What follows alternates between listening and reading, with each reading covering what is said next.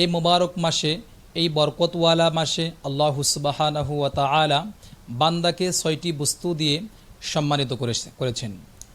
এক, রোজাদারের মুখের দুর্গন্ধ আল্লাহ রাব্বুল আলামিনের কাছে মৃগনাবির সুগন্ধির চাইতে অধিকতর প্রিয়। ২ নাম্বার, রোজাদারের জন্য সমুদ্রের মাছ এবং ফেরেশতারা পর্যন্ত তার মাগফিরাতের জন্য ইফতারের পূর্বক্ষণ পর্যন্ত দোয়া করতে থাকে। ৩ নাম্বার, রোজাদারের সম্মানে জান্নাতকে প্রতিদিন সুসজ্জিত করা হয়। ৪ নাম্বার, রোজার আগমনে আল্লাহ সুবহানাহু ওয়া তাআলা দুর্বৃত্ত শয়তানকে শৃঙ্খলাবদ্ধ করেন। ৫, রমজানের শেষ রাতে আল্লাহ রাব্বুল আলামিন রোজাদারদেরকে ক্ষমা করে দেন।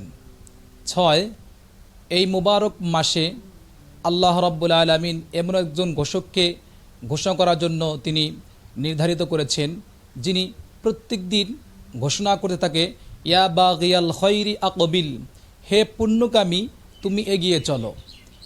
এবং তিনি আরও বলেন, ওয়া বাগিয়াশ শাররি আকসির, হে পাপাকাঙ্ক্ষী তুমি নিবৃত্ত হও।